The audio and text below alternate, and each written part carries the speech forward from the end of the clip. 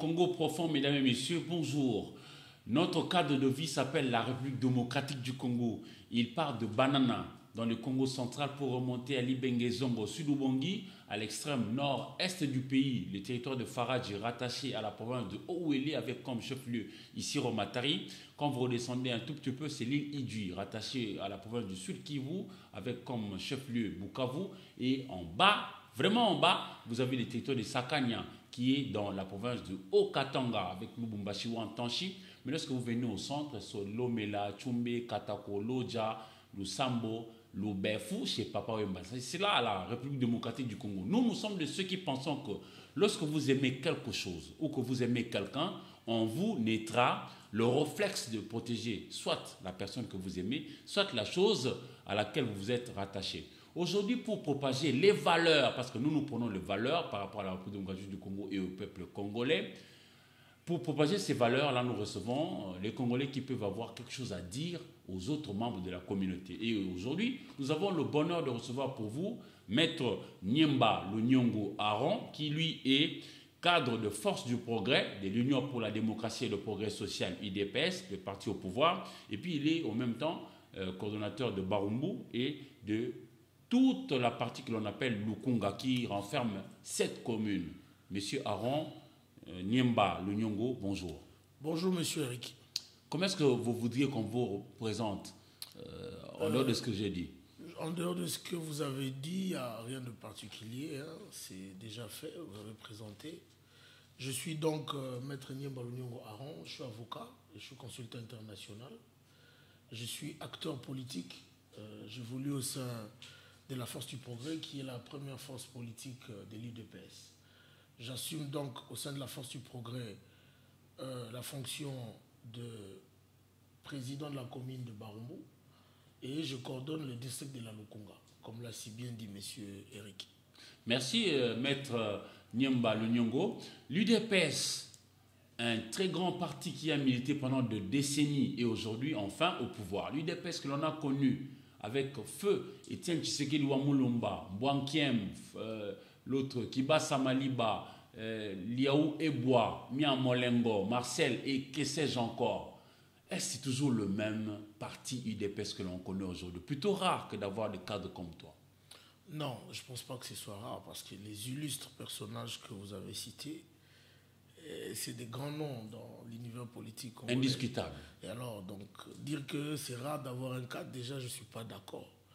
L'UDPS, c'est quand même une plateforme qui a formé, si pas tous les acteurs politiques, mais à 90%, je parle sans crainte d'être contredit, que la plupart des acteurs politiques, des renoms que vous connaissez aujourd'hui, je ne veux pas les citer ici, la plupart ont été formés au sein de l'UDPS. C'est indéniable, hein? L'UDPS quand même, c'est une très grande école, ici en République démocratique du Congo, même au travers l'histoire même de la politique au niveau africain, mais seulement, il y a une certaine opinion qui pense que l'UDPS d'antan, je viens de citer les ténors, les têtes de fourche ici, n'est plus ce même parti-là. Bon. Aujourd'hui, hein, je fais le parallélisme entre les deux époques. Le parti ne peut plus être le même parce que nous sommes dans des contextes différents. On a mené une lutte acharnée contre la dictature dans ces pays. Vous n'êtes pas de la dernière pluie pour l'ignorer. Et dans cette posture de lutte que nous avions menée, c'est tout à fait normal qu'aujourd'hui le parti qui se retrouve au pouvoir ne soit plus le même, puisque on a observé, on a critiqué, là on est appelé à agir. Nous sommes dans l'action. Maître Niemba, oui. Lunyongo, sans pour autant vous couper la parole, quand je dis que ce n'est plus le même parti, je vois plutôt la qualité d'homme qu'il y avait à l'UDPS. C'est à ça à laquelle je fais... je ne pense pas. Je ne suis pas d'accord avec vous. Pourquoi je vous cite à titre exemplatif le président de la République, Félix Antoine Tshisekedi Tshilombo, et de l'UDPS. Il n'y a pas homme politique ou homme d'État plus qualifié que lui au jour d'aujourd'hui. Sur le plan de la compétence, sur le plan de la direction du pays, sur le plan de la volonté politique, à mener un changement effectif et certain. Mieux que lui, vous me le citez, c'est qui? Non, mais c'est indiscutable. Moi, je ne voudrais pas faire une polémique, surtout non, avec la personne du chef de l'État. On parle de la qualité d'homme. On parle de la qualité d'homme. S'il vous plaît, je ne mets pas en doute la qualité que renferme l'actuel chef de l'État congolais, Félix-Antoine Tshisekedi Tshilombo, pour qui d'ailleurs nous tous devrions prier, pour qui je demande à tous les Congolais d'accompagner dans de bonnes actions pour réaliser la paix et le progrès, j'en conviens. Mais je ne vois pas, lui, le président de la République, je vois plutôt la masse, parce que l'UDPS, c'est un parti de masse qui draine de foule, qui a conquis le cœur de plusieurs Congolais. La qualité de ces Congolais-là qui militent au sein de l'UDPS aujourd'hui, s'il vous plaît, laisse à désirer. On vous accuse de beaucoup de choses. Je ne suis pas, sans vous interrompre, vous permettez que j'en place quand même une. La problématique de la qualité d'homme n'est pas propre à l'UDPS. C'est un secret de polichinelle. C'est vrai, hein, dans la dynamique des partis politiques, la mission première, c'est plutôt d'éduquer la masse, d'encadrer la masse. C'est vrai qu'il y a un travail à faire sur ce point-là. C'est indéniable.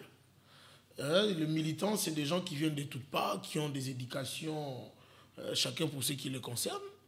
Et nous nous retrouvons au sein d'un parti, vous venez du Nord, moi je suis du Sud, etc. Et nous sommes appelés à composer, nous sommes dans une dynamique. C'est tout à fait normal qu'il y ait des fluctuations, qu'il y ait des gens, qu'il y ait des brebis galeuses. L'UDPS, c'est une œuvre humaine. Mais si vous permettez, M. Eric, faire de la mauvaise qualité de militants de l'UDPS une affaire propre à l'UDPS, c'est archi faux. Et là, je parle sans conteste d'être contredit. Je vous dis qu'au sein de l'UDPS, nous avons des gens de qualité, des grandes valeurs. Tout comme il peut arriver qu'on ait une ou deux brebis galeuses, ça arrive. Je ne dis pas que tous les militants de l'UDPS, au sein de l'UDPS, nous sommes des saints. Je mentirais sinon. Vous êtes d'accord avec moi? Et les téléspectateurs qui nous suivent doivent comprendre que malheureusement, en République démocratique du Congo, toutes tendances confondues, le parti politique chiffré à près de 700 aujourd'hui n'ont pas encore réussi à maîtriser l'aspect que l'on appelle l'éducation civique de militants. Que vous soyez de gauche ou de droite, c'est que dit Maître Nimba est vrai. Alors à lui, je pose la question, qu'est-ce qui nous amène à ça? Pourquoi est-ce que l'on ne sait pas faire perdurer l'idéologie de nos pères fondateurs partout dans nos partis ici, congolais? Monsieur Rick, l'idéologie est perpétuée. Elle est perpétuée par excellence. Comment ça? Par exemple, je prends le cas de l'UDPS qui prône la non-violence, mais aujourd'hui, elle verse dans la violence. Non, l'UDPS ne verse pas dans la violence. Le secrétaire général, M. Augustin Kabouya, que je salue en passant, notre secrétaire général, a été clair dans ses propos. Il n'a donné aucun mot d'ordre à quelque militant qui soit pour poser quelque acte que ce soit. Il n'y a jamais eu de mot d'ordre. Il n'y en a pas eu. S'il vous plaît, Maître Aron, je voudrais quand même vous rafraîchir la mémoire. Oui. Il n'y a pas longtemps, le secrétaire général de l'UDPS, M. Augustin Kabouya, un homme qui mérite respect et considération, parce que c'est quand même un chef de parti. Beaucoup. Je n'en dis combien pas. Mais il a donné ici, il n'y a pas longtemps, un mot d'ordre promettant une descente punitive pour aller faire de problème à un des ministres de la République il n'y a pas longtemps. Non. Vous savez, vous êtes maître de vos paroles. Vous avez des preuves suffisantes pour alléguer ce que vous êtes en train de dire. Il dit, nous connaissons la maison, nous viendrons. Non, il ne faut pas. Vous ne reconnaissez pas. Je profite de votre cadre, je profite d'Antenne A, pour lancer un message qui est très important, que ce soit aux acteurs politiques ou aux acteurs de la société civile. Nous tous qui militons pour le développement de notre pays, actuellement, c'est un constat, hein, c'est un secret de polichinelle. Les discours haineux, les discours des divisions, les intoxications sont légion maintenant. Avant, nous débattions d'idées. On suivait sur RTBF Feu Ngouza Carlibon avec Feu Étienne Tshisekedi d'illustre mémoire, où les protagonistes s'affrontaient sur le plan d'idées. En tout cas, c'était... Vous me rejoignez donc, c'est-à-dire que l'ancien temps a laissé vraiment la place à l'indiscipline. Mais ce n'est pas la place à l'indiscipline. C'est pas aussi facile que ça. En 60, il y avait moins de 10 millions sur toute l'étendue du territoire national. On était à 15 millions. Bon, c'est approximatif, on n'a pas les chiffres exacts. 15-10 millions, d'accord. Au jour d'aujourd'hui, même si on n'a pas les chiffres statistiques, 90 millions. On peut tabler sur 90 millions. L'exponentiation démographique est énorme. C'est faramineux, c'est immense. Ça dit, le nombre de militants que nous avions dans l'IDPS avant, ce n'est pas le même nombre qu'aujourd'hui.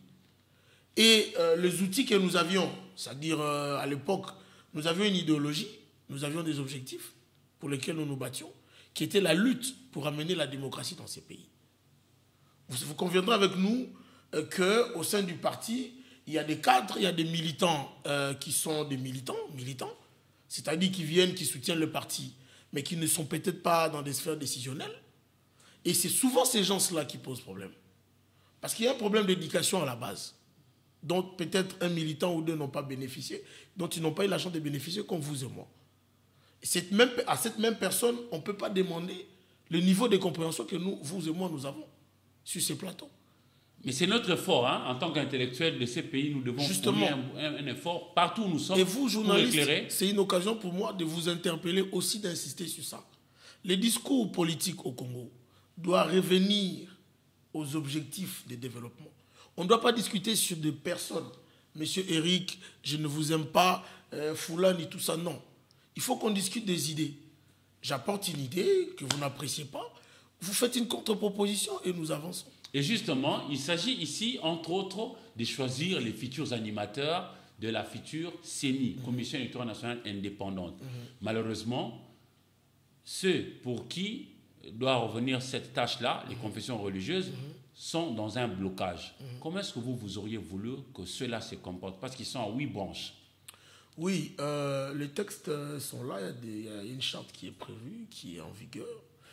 Le mal, c'est comme, ça dit comment je dirais ça, la racine principale, c'est la mauvaise foi au Congo. De la part de qui? De la part de toutes les parties prenantes. Ici, je dis, et j'affirme ce que je dis. Pourquoi je le dis? Parce que on ne peut pas vouloir une chose et son contraire. Je cite la SENCO. La SENCO, dans son rôle... Conférence épiscopale nationale du Congo. Oui, la conférence épiscopale nationale du Congo voudrait qu'on organise les élections dans les délais constitutionnels dans ces pays. Le rendez-vous est prévu en 2023. En 2023. Mais pour qu'on tienne ces délais constitutionnels, il y a des préalables. Entre autres, la désignation des animateurs de la CENI.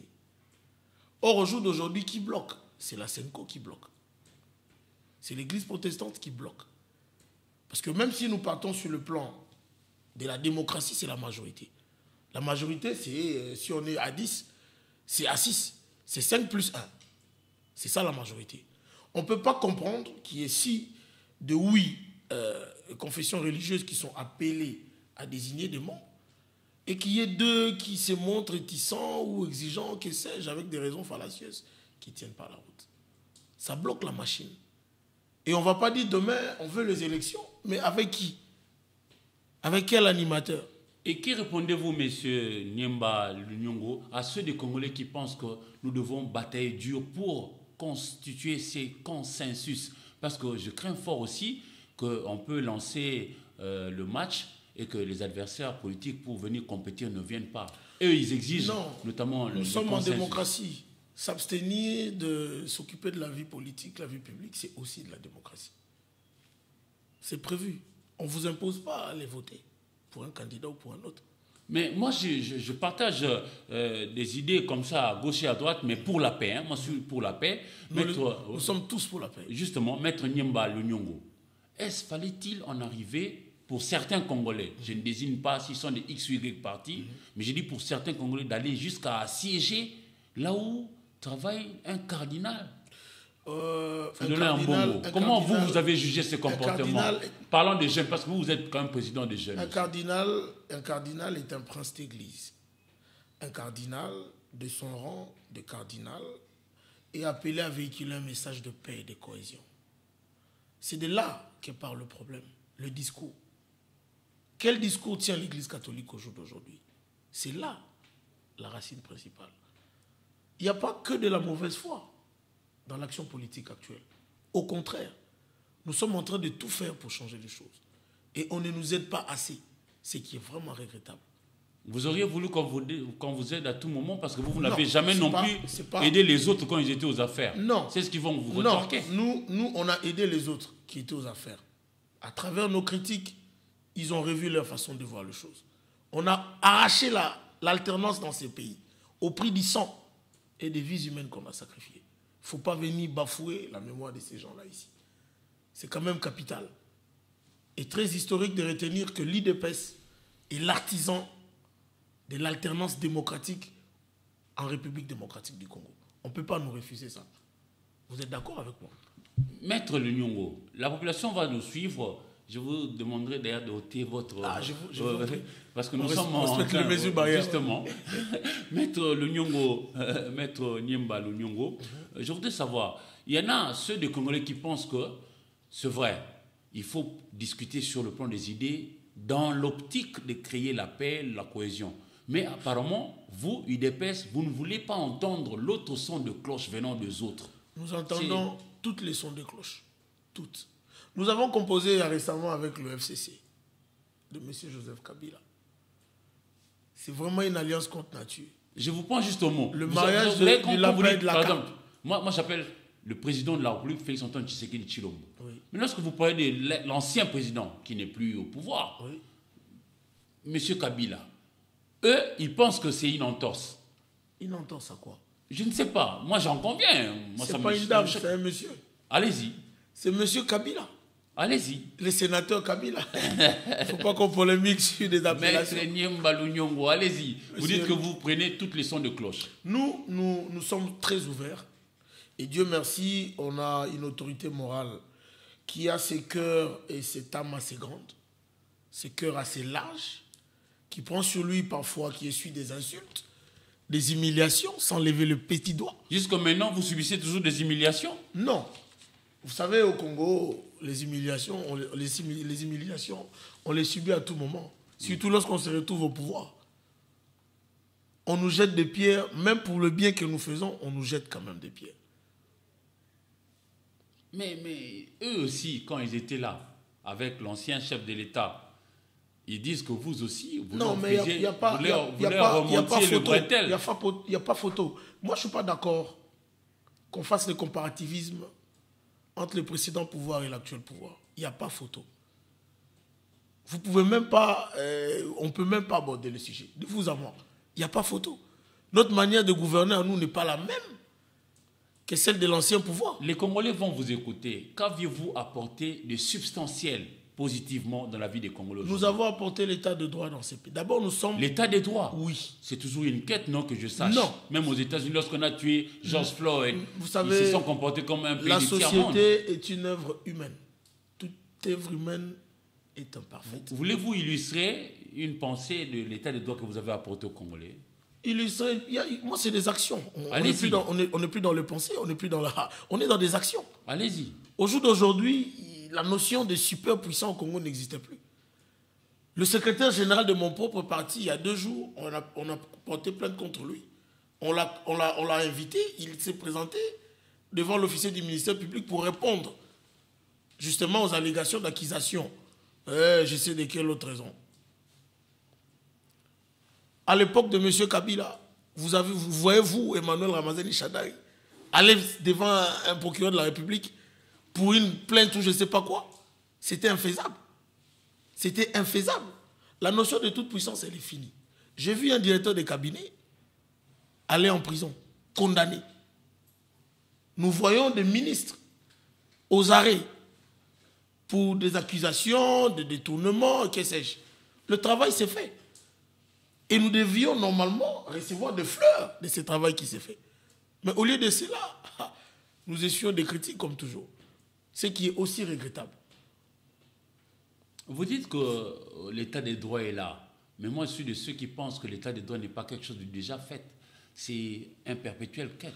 Oui, c'est une quête qui est perpétuelle, je vous le concède. Parce qu'aucune société n'est parfaite. On n'est pas dans l'abstrait. On est dans la réalité. Toi, tu es Congolais. En tant que Congolais, on est né dans ces pays. À une époque, sous Mobutu, même dans nos maisons, on ne citait pas les noms du président Mobutu. Tu es d'accord avec moi? Au jour d'aujourd'hui, même à la vadrouille, les gens racontent n'importe quoi. On insulte le chef d'État, on n'arrête pas les gens pour ça. Sous les 18 ans de M. Kabila, attends, tu viens pas à la télé, sur antenne, là, insulter les gens. Tu as tous les problèmes de la vie. Ils sont nombreux, les Congolais, qui pensent qu'il n'y a pas eu un seul acteur politique qui a été insulté autant que le président Kabila autrefois. Oui, mais avec des conséquences. Ce n'est pas sans conséquences. Nous, on nous insulte. On nous traite... Quelles conséquences? Je prends le cas de Joseph Olenganko, qui, lui, disait que Kabila a été le microbe et ceci, c'est là. Il a même bénéficié des ordonnances présidentielles. On n'en a pas fait un prisonnier. Non, je ne veux pas citer ici... Non, j'ai juste pris un exemple. Parce que toi, tu dis que quand on disait du mal de lui, on était tué. Monsieur Kabila, il faut qu'on se dise deux choses. Moi, je ne vois pas monsieur Kabila en tant qu'individu. Je vois le système qu'il a incarné. Et c'est un secret pour personne. Nous avons été brimés dans ces pays pendant les 18 ans de son règne. Il n'a jamais rien eu de bon. En tout cas... le pays était partitionné, il fait venir les belligérants pour réunifier le pays. C'est toujours mauvais. Pour quelle finalité? Nous avons plus de 450 milices qui sévissent dans ces pays. À l'époque de Mobutu, vous avez entendu parler de milices au Congo? C'était des groupuscules. Ça existait, mais ce n'était pas de choses avec un impact aussi négatif qu'aujourd'hui. Qui nous a mené toutes ces milices? Mais presque 3 ans après, qu'avez-vous fait pour résoudre ces problèmes-là? Je rappelle ici, M. Eric, nous sommes... Il faut que nous replacions dans les contextes des choses. Il ne faut pas que nous restions abstraits à dire des choses sans fondement. Non. Nous, l'UDPS, on a plus de 40 ans de lutte politique pour l'avènement de la paix et de la démocratie dans ces pays. Et au jour d'aujourd'hui, ces choses faites, on a en tout cas... La paix, le pain, non. Et on peut penser au progrès. Oui, on a le droit de rêver de demain et de meilleurs avenirs pour demain. Parce qu'on a une volonté politique qui est ferme et qui est affichée et qui est effective, puisque nous vivons ça dans la réalité. Je vous ai dit, la notion de toute puissance, elle est terminée au Congo. On n'est pas tout puissant, c'est terminé. Et qui répondez-vous à ceux qui pensent que cette toute puissance est restée chez vous? Non. C'est-à-dire, on ne peut pas... Mais mon secrétaire général...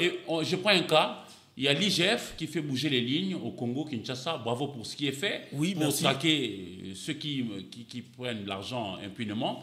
Mais lorsqu'il s'agit de malversations financières qui touchent le vôtre, vous les laissez courir la rue. On parle de fonds Covid, on parle des enquêtes au niveau de la présidence de la...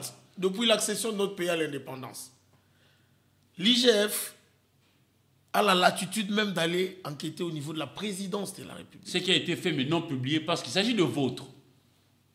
Le fait même que l'IGF aille poursuivre les dépenses de la présidence, sous Kabila, fils, vous avez vécu ça?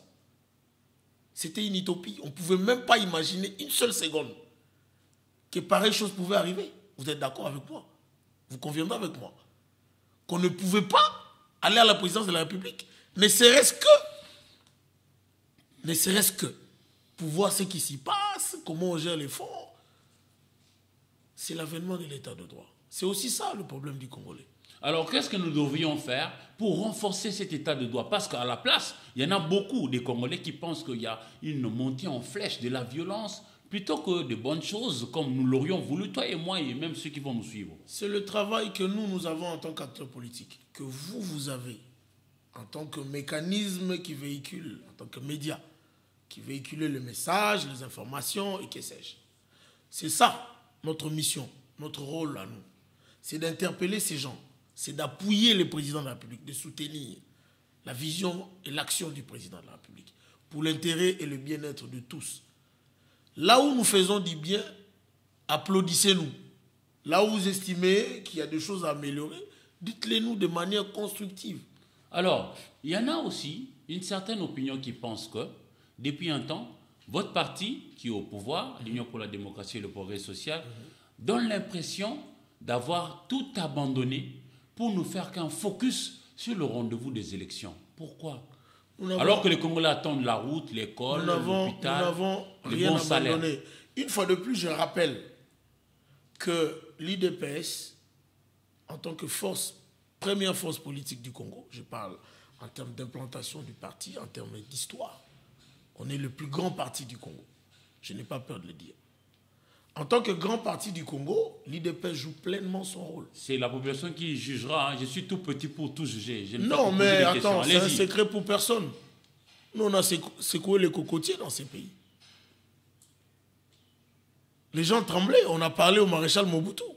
Il nous a écoutés. On a fait bouger les lignes dans ces pays. Non, nous n'avons rien laissé. Bien au contraire. Mais maintenant que vous êtes aux affaires, il y en a ceux qui pensent que vous pleurnichez trop. Nous ne pleurnichons aucunement. Nous sommes aux affaires dans un contexte difficile. Nous avons eu une alliance contre nature avec un partenaire qui hier encore était un belligérant. Mais pour l'amour du Congo... Vous pensez à quel partenaire là? Vous en avez Je parle plusieurs. Du FCC. Oui. Le principal partenaire qu'on a eu, c'est le FCC. Après les élections de 2018, décembre, c'est le FCC. Malgré le fait que le FCC nous ait brimés, malgré que le FCC nous a fait voir de toutes les couleurs dans ces pays, mais nous avons quand même accepté de composer avec ceux-là même qui nous ont brimés, pas plus tard qu'hier. Mais quand vous conduisez un véhicule, le véhicule ici porte le nom de République démocratique du Congo. Oui. Il ne faut pas toujours regarder les rétroviseurs. Non, il faut regarder devant. Justement. Vous risquez de cogner le mur. Ne pas regarder les rétroviseurs. Toujours revenir sur ce que c'est. Alors que les Congolais attendent beaucoup de vous. Nous ne revenons sur rien. Mathématiquement, je vous parle. En 2018, nous avons été élus à la magistrature suprême. Il y a eu la prestation de serment en janvier 2019. Vous n'êtes pas sans ça. Vous connaissez tout ce qui se passe dans le microcosme politique congolais. Et les chevauchements qu'on a connus, les atermoiements, les difficultés, même pour mettre en application l'accord qu'on a conclu avec le FCC. C'était une mer à boire. Vous voulez que nous travaillions avec des gens qui ne veulent pas faire avancer les pays. Comment allons-nous procéder? Non, mais ça c'est déjà de l'histoire. Non, ce n'est pas... Le gouvernement est en place depuis 100 jours. Le gouvernement est en place depuis 100 jours. 100 jours, c'est 3 mois et 10 jours. Vous êtes d'accord avec moi? Nous nous sommes libérés de la coalition avec le FCC. Quand est-ce que les Congolais pourront jouir, je veux dire, socialement, du bien fondé de cette alternance pacifique? Parce qu'il y en a ceux qui déchantent. Nous avons eu des bâtons dans les roues. Le peuple doit prendre conscience. Il faut qu'on les dénonce, il faut qu'on les dise. Il ne faut pas qu'on demande à quelqu'un une chose et empêcher à cette personne d'atteindre l'objectif pour l'atteinte de cette chose-là. Ce n'est pas bien, ce n'est pas honnête. Le président, c'est... Vous attendez qu'on vous fasse des cadeaux, donc? Non. Parce que moi, j'ai appris d'un grand acteur politique aussi, qui a quand même participé dans l'histoire de notre vie politique ici, Léon Kengwa Dondo. Il a souvent eu à rappeler que le pouvoir ne devrait pas se plaindre, mais devrait plutôt agir. C'est vrai, il n'y a pas longtemps, vous vous êtes séparé de FCC, mais vous avez eu d'autres partenaires, notamment le cas de Moïse Katumbi. Avec lui aussi, ça ne va vraiment pas comme vous l'auriez toujours voulu. Mais on est dans une relation humaine. Ça ne va pas toujours. Des fois, il y a des hauts et des bas. C'est comme une relation amoureuse. Justement, d'où la question, quand est-ce que, selon vous, les Congolais pourront jouir de tous les bienfaits souhaités? L'école, la route, le pont, d'une alternance politique pacifique dans ces pays. La première de l'histoire. Le Congo vit l'avènement effectif d'un état de droit. La notion de toute puissance est finie. Nous nous battons contre la corruption, nous nous battons contre le népotisme, nous nous battons. Et ces valeurs que nous incarnons, c'est dans notre parti. Nous voulons que ces valeurs-là s'universalisent dans le microcosme politique congolais. C'est ça le combat que nous menons au jour d'aujourd'hui. Quand est-ce que le Congolais, le peuple, mais le peuple vit déjà cette réalité. Le ministère de l'économie, pour votre gouvernement, si vous voulez éluder cette question, il y a la question de surgeler qui est en suspens. Mais qu'est-ce que vous diriez à ceux des Congolais qui pensent que c'était une mauvaise communication? Pensez-vous que c'est une bonne chose que d'envoyer la population à aller manger les surgelés plutôt que de vouloir proposer la production de la nourriture bio? Les surgelés, franchement, au XXIe siècle, vous vous en vantez. Non, nous ne nous en vantons pas. Nous avons trouvé un pays à terre. Et c'est pour ça qu'il faut proposer une mauvaise nourriture aux gens. Non. Ça dit, nous, vous avez évoqué la question sociale. Oui. Entre autres, c'est la nutrition. C'est ça.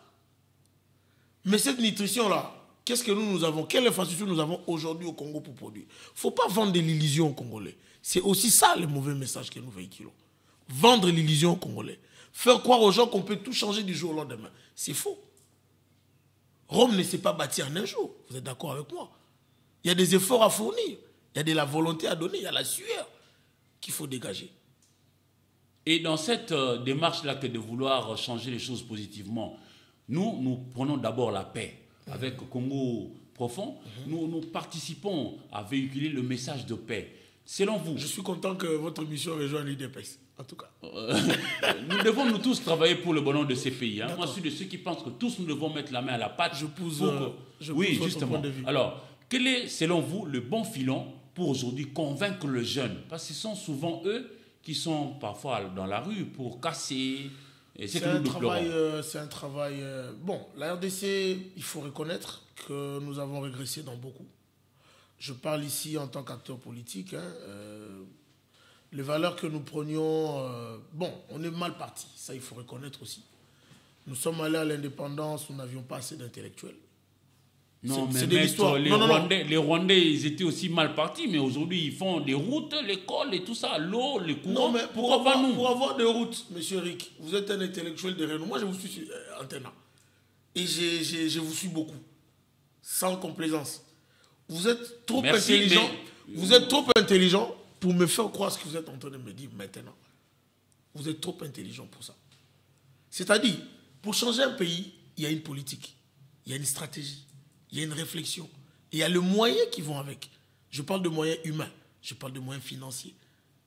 Je parle de moyens techniques. Pour développer le Congo, on ne va pas se lever par coup de baguette magique. On développe le Congo. Ça commence par un pas. Alors, pensez-vous que nous y sommes déjà? Le pas est déjà amorcé? Oui.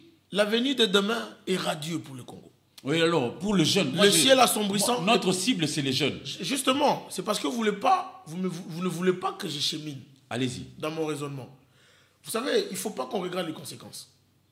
Sans pour autant identifier la cause. Ce n'est pas résoudre le problème. Nous sommes allés à l'indépendance dans un contexte difficile. Vous le savez autant que moi.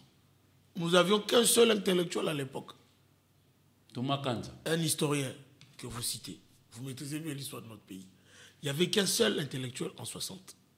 La conséquence, c'est que la plupart des partis politiques qui se sont constitués étaient plus à caractère ethno-tribal, beaucoup plus. Aujourd'hui, nous devons combattre ça. Et c'est un mal qui est parti de l'indépendance. Ce n'est pas d'hier. Le travail que doit faire le parti politique aujourd'hui, et ça, même au niveau de l'IDPS, en ce qui nous concerne, dans la force du progrès, il y a une stratégie en cours de réflexion pour essayer de sensibiliser ces gens. Parce qu'il s'agit ici de sensibilisation.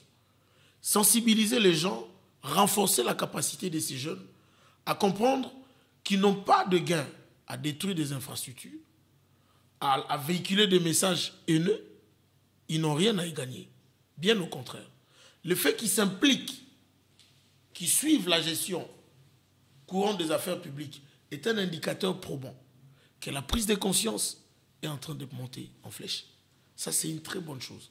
Mais maintenant, le problème, c'est de canaliser cette énergie-là de manière positive. Parce qu'aujourd'hui, vous dites le jeune. Mais moi, je vous dis, la plupart des partis politiques qu'on a ici, il y a aussi des jeunes récalcitrants. Il y a des jeunes voyous partout qui causent des sérieux problèmes. Nous déplorons tout ça. Voilà pourquoi je pose la question. Vous, votre filon, votre panacée, votre recette, c'est laquelle? Pour que l'on puisse, notre recette nous à tous, nous, c'est la sensibilisation. Nous devons mettre un accent sur notre mission première en tant que parti politique, qui est d'éduquer civiquement. Et le Congo est vaste. Oui. Nous allons aller jusqu'aux confins parce que nous avons déterminé notre cadre de vie. Vous, au niveau de la Lukunga, qu'avez-vous déjà fait pour ces jeunes-là dans la sensibilisation? Nous sommes dans une dynamique. Je crois que la fois passée, nous vous avons convié, Antena, vous êtes venus. Tous les week-ends, tous les dimanches, nous organisons des activités d'éclat. Par activité d'éclat, nous comprenons des activités qui réunissent les jeunes, entre autres, autour, par exemple, du sport. Je parle du football ici. On organise des matchs amicaux entre, la fois passée, c'était entre les jeunes de Kingabwa et ceux de Barumbu et de Kingabwa. L'idée, c'est quoi? C'est l'esprit de cohésion.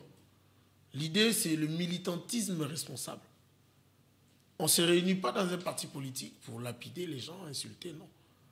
On s'est réunis parce qu'on veut que le pays aille de l'avant. Nous voulons que les gens comprennent ça, mais nous n'y sommes pas encore. C'est vrai que nous n'y sommes pas. Et c'est vrai qu'il y a du travail à battre. Ce travail-là, C'est un travail qui est un grand travail. Il faut le reconnaître.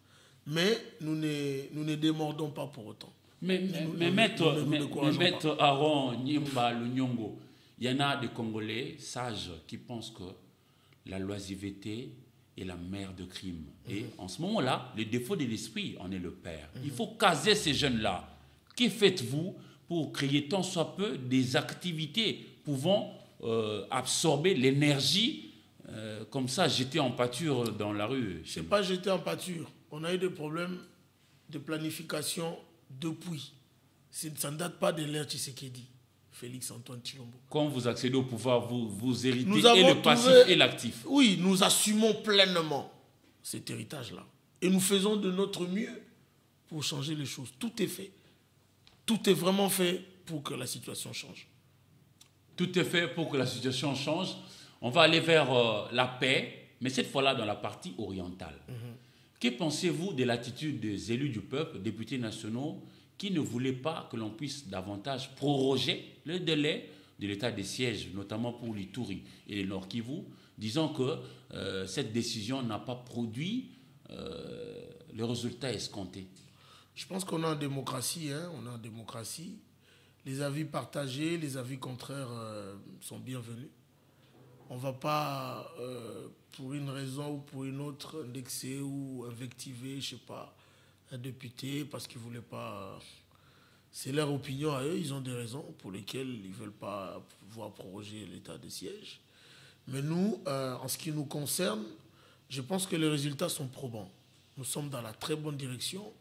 Les populations, oui, on ne résout pas du jour au lendemain, on n'écume pas des milices dans une partie où il y a eu pendant plus de 18 ans l'inexistence de l'État. On a connu le non-État. Tout était mauvais. Oui. On a eu pendant tous ces temps, les frontières étaient poreuses. Vous le savez autant que moi. Ce n'est pas le président de la République, Félix Antoine Tshisekedi, qui est à la base de cette situation. Bien au contraire. Nous sommes en train de tout faire pour qu'on améliore cette situation. Afin que les gens, nos compatriotes de l'Est, les personnes et leurs biens soient sécurisés. Alors, vous avez suivi Maître Nyimba Lunyongo, qui lui est cadre au niveau de l'UDPS, de Force de Progrès. Il s'occupe de Barumboué ainsi que la vaste étendue de Lukunga, qui prend 7 communes, c'est pas rien. Nous sommes en train de chuter. Nous voulons que l'on puisse respecter le sacré, que le sacré soit toujours tenu pour être respecté. L'Église catholique était bonne pour organiser des marches, pour chasser celui qui était mal vu dans la population. Mais aujourd'hui, la même Église catholique, quand vous fait des reproches, vous vous en prenez à elle. C'est une manière de faire. C'est la manière de faire, en fait, qui pose problème. L'Église catholique a un rôle. L'Église catholique doit être au milieu du village. Et vous dites vous savez, je vais vous donner une anecdote. Oui, les princes d'église ont un rôle d'enseignement biblique, je ne sais pas, religieux. L'impérium nous revient, la gestion de la République, c'est nous. Vous savez, monsieur Eric, il faut qu'on fasse très attention. Nous devons faire vraiment attention. Pourquoi je le dis? Nous avons eu, dans le cadre de notre travail, on a eu à visiter certains pays où le prélat catholique ne peut pas tenir le propos que le cardinal tient ici. Et ça, c'est de vous à moi. Chaque pays a son histoire. Oui, il y a des pays où... On parle du cardinal Maloula, quel langage il tenait vis-à-vis de Mobutu? On est dans un état laïque. Il n'y a pas que l'église catholique. Il y a les kimbanguistes. Il y a le musulman. Et il y a toutes ces confessions religieuses. Il ne faut pas qu'on pense que, bon, l'église catholique a sa position, l'église catholique a le droit de s'exprimer comme l'église l'entend. Mais notre problème, c'est le dosage aussi du discours. Ces discours que nous véhiculons, qu'est-ce que nous disons dans ces discours? Vous pensez qu'Ambongo a surpassé le niveau qu'avait Maloula vis-à-vis de Mobutu ou je ne veux pas verser dans le comparativisme. Voilà. Je dis que pour tout acteur sociopolitique au Congo, le message, c'est qu'il faut une modération dans notre discours, dans notre rhétorique. Et ça concerne tout le monde, même le pape lui-même. Il faut que, lorsqu'on s'exprime, bien qu'on épouse ou pas le point de vue de la personne en face, ou de que sais-je, mais qu'on tienne quand même des propos qui soient responsables et objectifs. Dès lors qu'on a des propos à connotation de médisance, voilà, c'est là où ça pose des problèmes. Où est-ce qu'il y a eu médisance? Je ne veux pas polémiquer. On ne va pas polémiquer là-dessus. Alors, je vous invite à tenir un propos libre. Et puis moi, je conclurai l'émission parce que les jeunes gens vont nous écouter, les parents, les amis, les frères et sœurs. Parce que nous avons un seul besoin, la paix pour bâtir ce pays. On vous écoute, Maître Niemba. Merci. Donc, je salue toute la population congolaise. J'adresserai un message au peuple congolais qui est un message fort. Grâce à Dieu, on a connu l'alternance pacifique dans ce pays, ce qui est une première pour l'histoire. Et grâce à Dieu, nous avons un chef de l'État qui a été élu, qui a un amour sans précédent pour ce pays, qui a une vision pour ce pays, qui veut le changement pour ce pays, qui veut que le paradis terrestre soit vécu au Congo, avec tous les potentiels, toutes les intelligences que nous avons.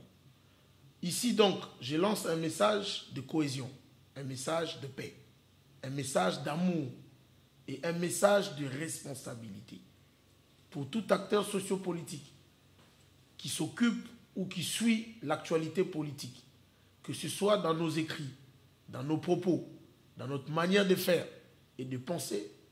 Faisons tout pour que le Congo aille de l'avant. Et le Congo avant tout. J'ai dit, je vous remercie. Merci beaucoup, Maître Niemba Lunyongo. Je rappelle que vous êtes un cadre au niveau de l'UDPS, Union pour la démocratie et le progrès social. Chers amis, vous avez remarqué que nous ne militons que pour la paix. Si nous avons la paix, nous allons avoir la possibilité de créer notre pain. Et comme nos enfants auront bien mangé, nous pourrons facilement penser au progrès pour bâtir ce pays comme nous-mêmes nous le promettons dans notre hymne national. Nous peuplerons ton sol. Ça, je crois que nous avons un peu réussi. Mais nous assurons ta grandeur, nous sommes loin du compte. Mutualisons nos efforts, que vous soyez des gauches ou des droites. Les partis ne sont que des stratégies pour accéder à la chose publique. Et lorsque nous accédons à ça, travaillons pour la République démocratique du Congo, s'il vous plaît. Mais je crois qu'on est bien parti quand même. On a peuplé le sol. Pour la grandeur, on est quand même bien parti. La grandeur, nous sommes loin du compte, encore une fois. Travaillons. Il faut être optimiste, monsieur. Oui, travaillons. Dans l'optimisme, oui, dans l'optimisme, justement, pour bâtir ce pays. Si vous avez aimé, merci, au revoir. Au revoir.